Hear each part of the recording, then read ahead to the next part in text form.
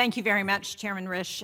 Before I get to my opening statement, I just wanted to make a couple of announcements. One is I brought up these maps of Latin America, and Senator Kaine will recognize them because we saw them in the Armed Services Committee, and they're actually a couple of years old, but I think they speak to the challenges that we have in Latin America. As you can see, the map, the far map, shows the PRC's regional presence and activities, and you can see by how much of Latin America is colored in a dark crimson, the influence that China has. And so anybody who wants to come up and look at some of the detail after the hearing will find it very interesting. The other map is Russia's influence in Latin America. Again, you can see from the orangey red the extent to which Russia is influencing Latin America. And as I said, while these maps are a couple of years old, I think they speak to the challenge that we have in Latin America, which I'm sure we will hear from our witnesses. So thank you both for being here.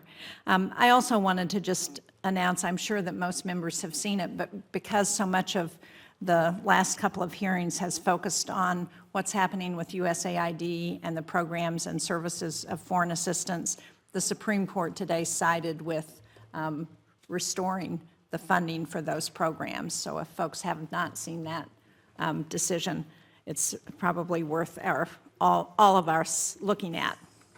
So now to get to my official remarks. After President Trump's tariffs on Canada and Mexico and his address to Congress last night, I think the question of how the United States approaches the Western Hemisphere is more important than ever. This region offers incredible opportunity for the United States, as the chairman has said. It's home to one of our largest trading partners in the world, Mexico. That trading relationship amounted to about $800 billion recently. Latin America also includes some of our closest allies. Colombia became a NATO partner country in 2017, for example. But whether it's the 25% tariffs that will affect American businesses and consumers, or threats against Panama, these actions undermine trust in the United States and push away our allies when we need them.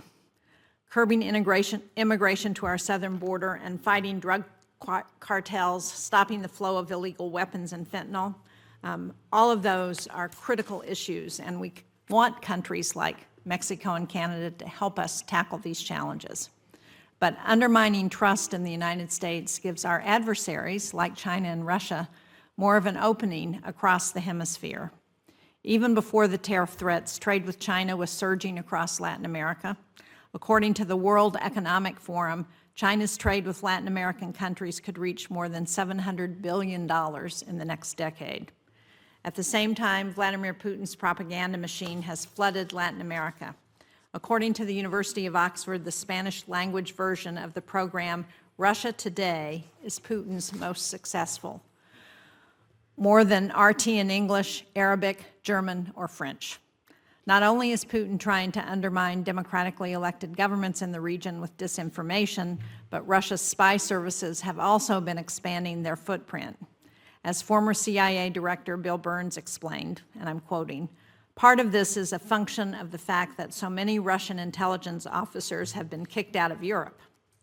In the face of these challenges, it's deeply concerning that the administration has frozen foreign aid and attacked the United States Agency for International Development." As I said, hopefully those issues are going to be worked out. These programs stabilized societies. They gave people in places like Colombia or Haiti incentives to stay home and to not migrate to our borders. They supported women struggling with gender-based violence in places confronting a wave of femicides. As one UN report put it, at least 11 women were murdered every day for gender-related reasons in Latin America and the Caribbean. The foreign aid freeze has also thrown counter-narcotics programs from Guatemala to Mexico into chaos. One program with the United Nations had been scanning for contraband and fentanyl chemicals at Mexican ports, and that work has stalled. Cuts to USAID and the Inter-American Foundation also make it harder for the United States to compete with China's Belt and Road infrastructure initiatives. Deepwater ports, rail lines, solar energy plants, These are the kinds of projects that increase China's influence in the region. So, Dr. Myers, Dr. Ledford, I appreciate you both coming to testify before us today. And I think my basic question to both of you is, how do we keep from giving China and Russia complete free rein in this atmosphere? I'm sorry, in this hemisphere. How does all of what we're doing make America safer, more secure, and more prosperous? In the long term, it's in our interest to ensure that we have close relationships and growing ties in the Western Hemisphere. So I look forward to hearing your thoughts. Thank you both.